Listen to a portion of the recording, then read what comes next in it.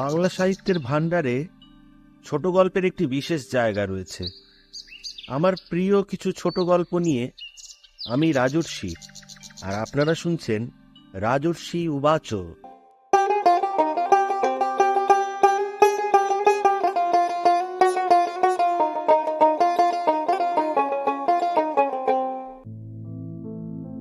আজকে শোনাবো তারাশঙ্কর বন্দ্যোপাধ্যায়ের গল্প কাঁটা। আণুবীক্ষণিক পর্যবেক্ষণে দেহের অভ্যন্তরের সূক্ষ্মাতিসূক্ষ্ম জীবকোষগুলি দেখা যায়, সামান্য বৃহৎ হইয়া ওঠে, কিন্তু মন দেখা যায় না। দূরবীক্ষণের ভিতর দিয়া সুদূর আকাশে চক্ষুর অগোচর গ্রহ উপগ্রহ রূপ গ্রহণ করিয়া দেখা দেয়, কিন্তু কাল অথবা কালের ভগ্নাংশ লগ্নক্ষণকে দেখা যায় না। মানুষের মন ও লগ্নক্ষণ দুই অদৃশ্য, ক্ষণের আবার অদৃষ্টের সঙ্গে গতি। কোনো অঘটন ঘটিলে ওই দুইটার উপরই সমস্ত দায়িত্ব চাপাইয়া আমরা নিশ্চিন্ত হই। পরের ঘাড়ে অপরাধ চাপাইতে পারিলে আমরা বেদনার মধ্যেও সান্ত্বনা লাভ করি। কিন্তু চারু ও কার্তিকের মিলিত জীবনের ব্যর্থতার বেদনার অভিশাপ যে কাহার উপর নিক্ষিপ্ত হইবার, এ কথা ভাবিয়া কুল কিনারা পাওয়া যায় না। শুভদৃষ্টির ক্ষণ তো পরম শুভই ছিল, এবং সস্মিত পুলকিত দৃষ্টিতেই তো দৃষ্টি বিনিময় হইয়াছিল। তবে কি মন? দুজনের মন এজন্য দায়ী? কিন্তু না, মনের উপরও তো দায়িত্ব চাপাইবার নয়। একই গ্রামের একই পাড়ার একটি ছেলে ও মেয়ে, সম্বন্ধ বহুকাল হইতেই হইয়াছিল। কত শতবার নির্জন গ্রাম্য পথে সলজ্জ হাস্য বিনিময়ের মধ্যে দিয়া গোপনে তাহাদের মনোভাবের আদান প্রদান হইয়াছে, তাহার হিসাব নাই। সুতরাং রূপ অথবা গুণ, এ দুইটার কোনোটার জন্যই তো কাহারও মন বিরূপ হইবার কথা নয়। তবু আশ্চর্য এই, মিলনের পরেই পদে পদে জীবনে ছন্দ কাটিয়া শুধু অস্বচ্ছন্দেই নয়, গভীর গ্লানিকর হইয়া উঠিল। একজন যেন অত্যন্ত কড়া টানে বেসুরে বাঁধা সেতারের তার, অপরজন তীরের ফলা। সংস্পর্শে ঝংকারের বদলে টঙ্কারই ওঠে, মধ্যে মধ্যে তার কাটিয়াও যায়। চারুর ব্যবহারে প্রণয় দূরের কথা, বিনয় পর্যন্ত নাই, আর কার্তিকেরও তাই। প্রেম তো নাই, ক্ষমা পর্যন্ত সে ভুলিয়া গিয়াছে। জীবনের প্রথম মিলন দিনেই ইহার সূত্রপাত। ফুলশয্যার দিন বেলা 10টার সময় কার্তিক আসিয়া বলিল, দিদি, আজ আবার একটা হাঙ্গামায় পড়লাম। আমাদের ওই দরিদ্র ভাণ্ডারের আজ একটা সভা হবে, আমাকে একটা অভিনন্দন দেবে, বউকেও যেতে হবে। দিদি সংসারে কার্তিকের অভিভাবিকা, তিনি সংসারকে আঁকড়াইয়া ধরিয়া আছেন। কার্তিকের প্রতি তাহার স্নেহ অপরিসীম। দিদির মুখখানা গম্ভীর হইয়া উঠিল। তিনি বলিলেন, নিজে যা করছিস কর, আমার ঘরের বউকে নিয়ে কেন? ওতে লক্ষ্মী চঞ্চল হন, আর বউ মানুষ। কার্তিক হাহা করিয়া হাসিয়া উঠিল। বউ মানুষ, এটা তুমি খুব ভালো বলেছ দিদি, কিন্তু তারা বলছে তাদের গ্রামের মেয়ে চারু। দিদি আরো বিরক্ত হইয়া বললেন, কিন্তু আমার ঘরের বউ তো। কার্তিক বলিল, একদিন বই তো নয় দিদি। দিদি দৃঢ় আপত্তি জানাইয়া বলিলেন, না। কার্তিক তখনকার মতো চলিয়া গেল, বুঝিল এখন সুবিধা হইবে না। দিদি বধূকে ডাকিয়া বলিলেন, এই যে বউ, তুমি যেন আবার ওর কথায় নেচো না, তুমি ঘরের লক্ষ্মী। তুমি যদি ওর ওই উড়নচণ্ডী অভ্যাস করো, তবে ঘরের লক্ষ্মী আর থাকবে না। চারু নীরব হইয়া রহিল। অপরাহ্নে কার্তিক আবার আসিয়া ধরিল। দিদি প্রবল আপত্তি জানাইয়া বলিলেন, সে আমি বলতে পারবো না কার্তিক। কার্তিক অবশেষে অভিমান করিল, এটি তাহার অমোঘ অস্ত্র। দিদি এবার বলিলেন, তবে নিয়ে যা, কিন্তু শোন, আর কখনো। সঙ্গে সঙ্গে কার্তিক বলিয়া উঠিল, এই এই তোমার পা ছুঁয়ে বলছি দিদি।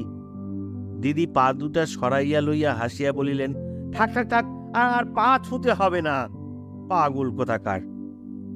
তারপর উঠিয়া চারুকে ডাকিয়া বলিলেন, ও বউ, এই বউ, যাও একবার ভাই, একখানা ঢাকাই খদ্দরের শাড়ি পরে নাও। কার্তিক বলিল, এই এত সব গয়নাগাটিও খুলে দাও দিদি। দিদি বললেন, না, গয়না খুলবে কি? ওসব অলক্ষণের কথা বলো না, তাহলে যেতে হবে দেব না আমি, কিন্তু বলে দিলাম। কার্তিক আর আপত্তি করিল না। কিছুক্ষণ অপেক্ষা করিয়া বধূর কোনো সাড়া শব্দ না পাইয়া বলিল, কি করছে কি এতক্ষণ ধরে? এই পোশাকের বাহার করতে গিয়ে মেয়েরা গেল, ওদিকে আবার দেরি হয়ে যাবে। ও দিদি, দেখো না একবার। দিদি বলিলেন, তুই দেখ না ভাই, ভাড়ার ছেড়ে আমার এখন মরবার অপশন নাই। কার্তিক ব্যস্ত হইয়া বধূর সন্ধানে আসিয়া দেখিল চারু অত্যন্ত মনোযোগের সহিত ঘরের ছবিগুলি ঝাড়িয়া মুছিয়া আপন রুচি অনুসারে নতুন করিয়া সাজাইতেছে। সে বিরক্ত হইয়া বলিল, এ কি, কাপড় ছাড়ুনি যে? মাথার ঘোমটা টানিয়া দিয়া চারু ঘাড় নাড়িয়া বলিল, না। কেন? চারু কলা বইয়ের মতো চুপ করিয়া খাটের বাজু ধরিয়া দাঁড়াইয়া রহিল। কার্তিক বলিল, আরে বুঝতে পারুনি নাকি? আরে কাপড় ছেড়লেও তাড়াতাড়ি, মিটিংয়ে যেতে হবে যে। চারু আবার ঘাড় নাড়িয়া জানাইল, না। কার্তিক অত্যন্ত বিরক্ত হইয়া বলিল, কি বলছোটা কি, স্পষ্ট করে বলো বাপু। চারু এবার স্ফুট কণ্ঠেই বলিল, যাব না। যাব না? না। কেন?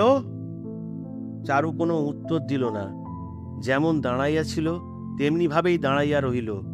কিছুমাত্র চাঞ্চল্য তাহার দেখা গেল না। কার্তিক বলিল, বলি যাবে না কেন শুনি? চারু এবারও কোনো উত্তর দিল না। কার্তিকের উচ্চ কণ্ঠস্বর শুনিয়া দিদি উপরে আসিয়া বলিলেন, কি হলো কি তোদের? কার্তিক বলিল, এ যাবে না।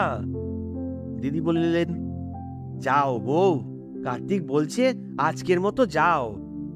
চারু কিন্তু অচল হইয়া দাঁড়াইয়া রহিল। শেষ পর্যন্ত কার্তিক রাগ করিয়াই চলিয়া গেল। দিদিও বিরক্ত হইয়া উঠিয়াছিলেন। তিনিও বলিলেন, না বউ, এতখানি একদমই ভালো নয়। স্বামীর সাধ, তাছাড়া মিটিংয়েও সব গাঁয়েরই লোক, তুমিও গাঁয়ের মেয়ে, কি এমন দোষ ছিল? চারু বলিল, না। অনেক রাত্রি পর্যন্ত কার্তিক ফিরিল না। এই অল্প বয়সে সে এই অঞ্চলের মধ্যে একটি বৈশিষ্ট্য অর্জন করিয়াছে। এখানকার দরিদ্র ভাণ্ডারের সে প্রাণস্বরূপ। এই অঞ্চলের বিপদে আপদে তাহার কর্মঠ কল্যাণময় হাত সর্বদাই প্রসারিত। সে সুবক্তা, সু অভিনেতা, লোকে তাহাকে ভালোবাসে, সম্মান করে। তাহার ভবিষ্যৎ বৃহত্তর গৌরব কল্পনা করিয়া তাহার দিকে প্রশংসমান দৃষ্টিতে চাহিয়া থাকে। সেই জন্যই তাহার বিবাহকে উপলক্ষ করিয়া তাহার সেবাব্রতের সহকর্মীগণ তাহাকে যে অভিনন্দন প্রদান করিল, তাহাতে জনসমাগম হইয়াছিল প্রচুর। সমস্ত অনুষ্ঠান শেষ হইতে রাত্রি অনেক হইয়া গেল। ফুলশয্যার আয়োজন করিয়া দিদি চারুকে লইয়া বসিয়াছিলেন। প্রতিবেশীর দল শেষ পর্যন্ত বিরক্ত হইয়া ফিরিয়া গেছে। দিদি বিরক্ত হইয়া বলিলেন, এই বাতিকেই কার্তিকের মাথাটি খাওয়া গেল। শেষ পর্যন্ত হয়তো সম্পত্তি টম্পত্তি কিছুই থাকবে না। আরে না দেখলে কখনো সম্পত্তি থাকে? চারু চুপ করিয়া রহিল। হাজার হইল সে বউ মানুষ। দিদি আবার বললেন, আমি তো পারলুম না ভাই, তুই এইবার রাস্তা টেনে ধর ভাই বউ। চারু ফিক করিয়া হাসিয়া বলিল, লোকে আপনার ভাইয়ের নাম কি দিয়েছে জানেন? দিদি হাসিয়া বলিল, কি? দিদির নিধি। দিদির চোখ সজল হইয়া উঠিল। তিনি বলিলেন, নিধি তো আমার বটে চারু, ও ছাড়া আমার বিশ্বব্রহ্মাণ্ডে কে আছে বল? কার্তিক ফিরিয়া আসিল রাত্রি 11:30টায়। ফুলশয্যার আচার অনুষ্ঠান শেষ হইতে হইতে 1টা বাজিয়া গেল। ঘর নির্জন হইলে কার্তিক সভায় পাওয়া ফুলের মালাখানি পরাইয়া দিল চারুর গলায়। চারু সঙ্গে সঙ্গে মালাখানি খুলিয়া দেওয়ালের একটা পেরেকে ঝুলাইয়া দিল। কার্তিক বলিল, এমা খুললে কেন? আজ ফুলশয্যা। চারু বলিল, ও আজ ফুলশয্যা? বাকি রাতটাও সভায় থাকলে তো পারতে। সঙ্গে সঙ্গে সন্ধ্যার সেই অপ্রীতিকর ঘটনাটার কথা কার্তিকের মনে পড়িয়া গেল। সে ভ্রু কুঞ্চিত করিয়া বলিল, তুমি এমন মানুষ কেন বলো তো? চারু উত্তর দিল, ভগবান তো সকলকে মাহাত্মা করে গড়েন না। কার্তিক আর কোনো কথা বলিল না। সে জামা গেঞ্জিটা খুলিয়া ফেলিয়া বিছানায় গিয়া শুইল। চারু আহ্বানের অপেক্ষা করিল না। সেও আপনার স্থানটি অধিকার করিয়া কার্তিকের দিকে পিছন ফিরিয়া শুইয়া পড়িল। এমনি করিয়াই বিরোধ আরম্ভ হইল। অথচ সর্বাপেক্ষা বিচিত্র এইটুকু যে বিবাহের পূর্বে ভাবী স্বামীর গৌরব এবং মহত্বের জন্য চারুর মনে গোপন অহংকার ছিল।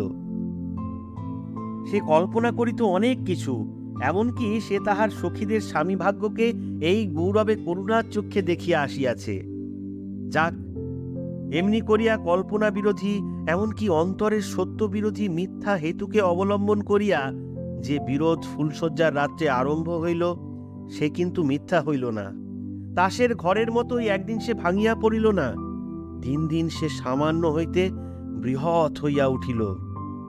মাস দুয়েক পর কয়েকদিন হইতে স্বামী স্ত্রীর মধ্যে বাক্যালাপ পর্যন্ত বন্ধ হইয়া গেছে। দিদি সেদিন কার্তিককে বলিলেন, দেখ ভাই, আমার তো আর সহ্য হয় না। রুকুঞ্চিত করিয়া কার্তিক বলিল, কেন, কি হলো কি? এ অশান্তি যে আমি আর সহ্য করতে পারছি না ভাই। তাছাড়া লোকে যে আমাকেই দোষ দিচ্ছে, বলছে ওই দিদির উস্কানিতেই কার্তিক এমন করছে, নইলে। অসহিষ্ণু কার্তিক বাধা দিয়া বলিয়া উঠিল, কে কে বলে এ কথা, কে বলে?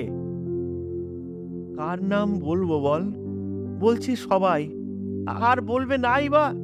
আবার কার্তিক বাধা দিয়া বলিয়া উঠিল, সবাই কখনো বলে না, বলতে পারে না, বলে মাত্র কয়েকজন লোক, আর তারা যে কে সে কথাও আমি জানি, বলে ওর বাপ মায়ে। দিদি অবাক হইয়া তাহার মুখের দিকে চাহিয়া বলিলেন, ওরে না না না। কার্তিক বলিল, মিথ্যে দিয়ে সত্যি ডাকতে যেও না দিদি, ছি, তুমি এমন হবে তা আমি ভাবিনি। আজ তোমার জন্যেই এতটা হতে হলো, তুমি যদি শক্ত হতে।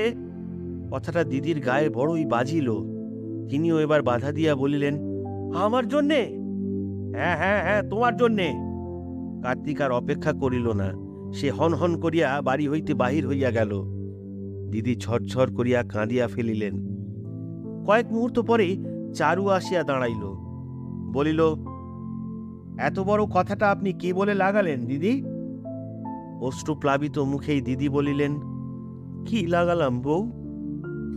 কেন, আমার বাপ মা কবে কি বলেছেন বলুন? সে কথা তো আমি বলিনি বউ। বলেননি? বেশ, তবে আমি মিথ্যেবাদী।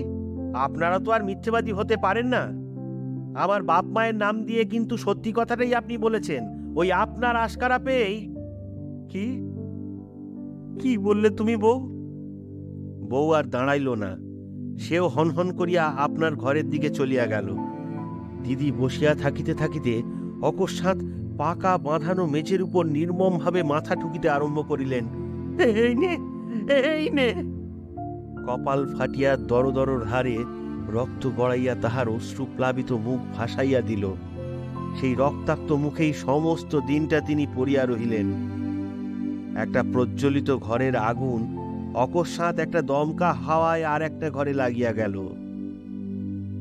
সমস্ত গ্রাম দিদির অপরাধের কথায় মুখরিত হইয়া উঠিল। সে অপরাধ প্রমাণ করিবার প্রয়োজন ছিল না, অপরাধ তিনি নিজেই স্বীকার করিয়াছেন। দিদি বলিলেন, আমায় কাশী পাঠিয়ে দাও ভাই কার্তিক, আমার সংসার করার স্বাদ মিটেছে। কার্তিক বলিল, আমার ইচ্ছে করছে কি জানো দিদি, ইচ্ছে করছে আমি গলায় দড়ি দিয়ে মরি। দিদি আর কোনো কথা বলিলেন না, তিনি নীরবে গিয়া ঘরে শুইয়া পড়িলেন। সমস্ত দিন অন্ন জল পর্যন্ত গ্রহণ করিলেন না। কার্তিক সন্ধ্যার সময় বাড়ি আসিতেই চারুই আজ প্রথম কথা কহিয়া বলিল, দিদি আজ সমস্ত দিন খাননি। বিরক্তি ভরে কার্তিক বলিল, সে আর আমি কি করব? চারু বলিল, তুমি বলো খেতে।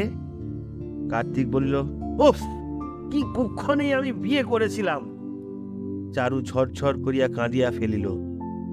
কার্তিক বলিল, আর ফ্যাঁচ ফ্যাঁচ করে কেঁদো না বাপু, মেয়েদের ওই হলো সম্বল। চারু এবার কাঁদিতে কাঁদিতে বলিল, বেশ তো, আমায় বাপের বাড়ি পাঠিয়ে দাও না, আজই আমার বাবা আসবেন নিতে। আসিবেন নয়, সেই মুহূর্তেই চারুর বাবা বাড়িতে প্রবেশ করিয়া ডাকিলেন, কই কার্তিক কই? কার্তিক অপ্রসন্ন মুখেই আসিয়া তাহার সম্মুখে দাঁড়াইল, কোনো আহ্বান করিল না, বসিতে পর্যন্ত বলিল না। চারুর পিতা বলিলেন, চারুকে একবার পাঠিয়ে দিতে হবে বাবা। কার্তিক চুপ করিয়া রহিল। তিনি আবার বলিলেন, না না, অশান্তি হচ্ছে ওকে নিয়ে। দিন কতক পাঠিয়েই দাও। ও বৌমা, তাওই মশাইকে বসতে আসন দাও। ছি ছি ছি ছি কার্তিক, তোমারও কি এই জ্ঞান হচ্ছে দিন দিন? দিদি কখন দাওয়ার উপর বাহির হইয়া আসিয়াছেন। চারুর পিতাই লজ্জিত হইয়া বলিলেন, না না না না, থাক থাক থাক। কার্তিক এবার তাড়াতাড়ি একখানা আসন আনিয়া পাতিয়া দিল। দিদি বলিলেন, বউয়ের যাওয়া তো এখন হবে না তাওই মশাই। কেন? এই অশান্তি মাথায় করে যাওয়া ঠিক হবে না, আপনি বিবেচনা করে দেখুন। কিন্তু না সরে গেলেও তো অশান্তি মিটবে বলে মনে হয় না। আমি একবার নিয়ে যাব মা। শেষের কথা কয়টায় দৃঢ়তার একটা সুর বাজিতেছিল। দিদি উত্তর দিলেন, আমি এখন পাঠাবো না তাওই মশাই, নিয়ে যাবেন জোর করে নিয়ে যান। চারুর পিতা আর কথা বলিলেন না, রুষ্ট হইয়াই উঠিয়া গেলেন। রাত্রে চারু বলিল, আমাকে পাঠিয়ে দিলেই তো হতো, ঘরে শান্তি হতো। কার্তিক বলিল, ত্যাগ করবার জন্য তো কেউ বিবাহ করে না। চারু বলিল, করে বই কি, মহাপুরুষে করে। বুদ্ধ, চৈতন্য, রামকৃষ্ণ এরা তো সবাই তাই করেছেন। কার্তিক স্থির দৃষ্টিতে তাহার দিকে চাহিয়া বলিল, উফ, বিষ বটে তোমার মুখে, ধন্য তোমার সৃষ্টিকর্তাকে। পরদিন প্রভাতে উঠিয়া দিদিকে পাওয়া গেল না। কার্তিক ব্যাকুল হইয়া গ্রামের সমস্ত পুকুর ঘাট খুঁজিয়া বেড়াইতেছিল। তাহার বন্ধু এবং অনুগত জনের অভাব ছিল না, চারিদিকে লোক ছুটিল। বেলা দ্বীপ্রহরের সময় কার্তিক হতাশ হইয়া ফিরিল। বিছানার উপর উপুর হইয়া পড়িয়া সে বালকের মতো কাঁদিতেছিল। চারুও কাঁদিতেছিল। ঠিক এই সময় বাউড়িদের সতীশ কার্তিককে ডাকিয়া তাহার হাতে একখানা পত্র দিল, দিদির পত্র। কার্তিক ব্যাকুল ভাবে পড়িল। কার্তিক ভাই, দুঃখ করিও না, আমি কাশী যাইতেছি। আমি আর অশান্তি সহ্য করিতে পারিতেছি না। বিশ্বনাথের কাছে আমি প্রার্থনা করিব যেন তোমাদের মনে শান্তি আসে, আশীর্বাদ জানিবে, বউকে আমার আশীর্বাদ দিবে। তাহার মুখ আমি ভুলিতে পারিতেছি না, তাহাকে কষ্ট দিও না। ইতি আশীর্বাদিকা দিদি। সতীশী তাহাকে তাহার গাড়িতে করিয়া 7 মাইল দূরবর্তী রেল স্টেশনে পৌঁছাইয়া দিয়া আসিয়াছে। কার্তিক আবার বিছানায় লুটাইয়া পড়িল। বেদনার আত্মগ্লানির তাহার আর সীমা ছিল না। অকস্মাৎ সে চমকিয়া উঠিয়া বসিল, কিন্তু চারু কোনো মতেই তাহার পা দুইটা ছাড়িল না। সে ঝরঝর করিয়া কাঁদিতে কাঁদিতে বলিল, ও গো, দিদিকে ফিরিয়ে আনো গো। কার্তিক পরম স্নেহভরে আজ তাহাকে কাছে টানিয়া বলিল, আনবো আনবো বই কি, দুজনেই যাব আমরা। উভয়েরই মনের অবস্থা তখন অপূর্ব, আনন্দ অথচ তাহার সহিত বেদনা। কিন্তু সে বেদনা তীব্র নয়, যেন কাঁটা ফুটিয়া সেটা বাহির হইয়া গেছে। স্বস্তির সঙ্গে সেখানে এখনো খানিকটা বেদনা খচখচ করিতেছে। আশ্চর্যের কথা, 6 মাস হইয়া গিয়াছে, তবু দিদিকে আজও ফিরাইয়া আনা হয় নাই। কার্তিক বলে, আহা, দুঃখের মানুষ থাকুক দিন কতক সেখানে, ভগবানের আশ্রয় এ কি মিলে সহজে? চারুও সে কথাটা বোঝে, বলে, আহা, সে কি একবার?